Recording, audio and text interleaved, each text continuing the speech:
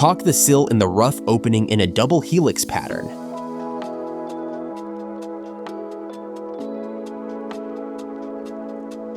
With a helper, walk the patio door frame into position and tilt onto the caulking within the rough opening.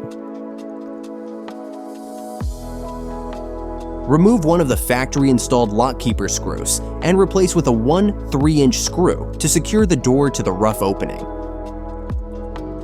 Check the level and plumb of the door frame. With a prying bar, remove the interior snap-on trim cover.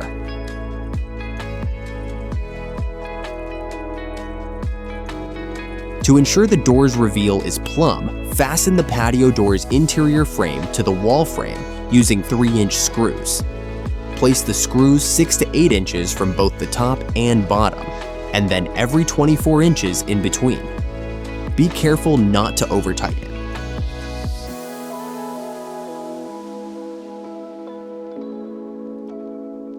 Remove the previously installed screw to allow for shimming. Once level and plumb, permanently fasten through the exterior pocket. With a prying tool, carefully remove the exterior snap-on trim cover. To ensure the door's reveal is plumb, fasten the patio door's exterior frame to the wall frame using 3-inch screws. Place the screws 6 to 8 inches from both the top and bottom, and then every 24 inches in between.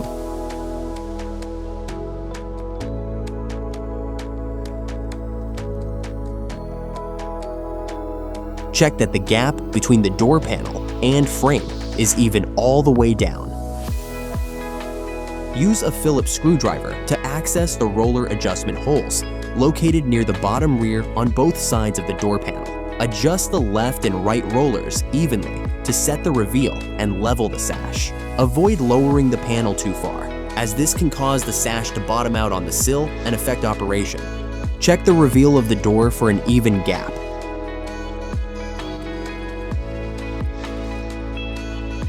Secure the top and bottom of the door lock to the frame with 3 3-inch screws.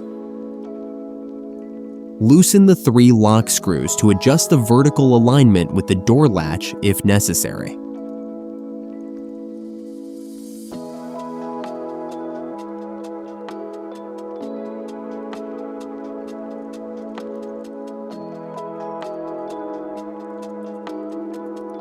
Once aligned, tighten the screws. Avoid over-tightening. Reattach the fixed and operating snap-on trim covers. Each side has a unique shape to the patio door frame.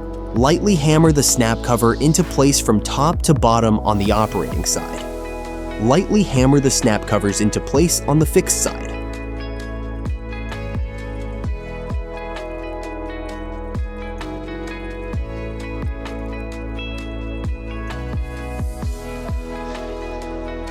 Shim locations should be the same as fasten locations, 6 to 8 inches from sill and header, and every 24 inches in between. Avoid over-shimming. Ensure you keep the jambs level and plumb.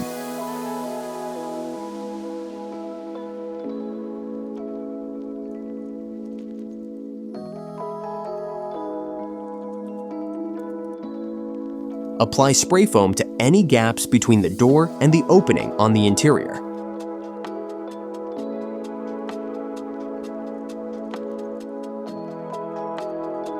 Apply spray foam to any gaps between the door and the opening on the exterior, if applicable.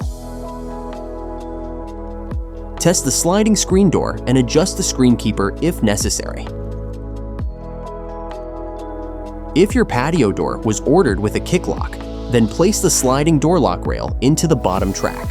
With the door closed and locked, align the rightmost hole with the sliding door locking mechanism to secure the locking plate in position. Secure the kick lock keeper in position with the provided 3/8-inch screws. Be careful not to over-tighten the screws. Unlock the sliding door stop and test the other locking positions.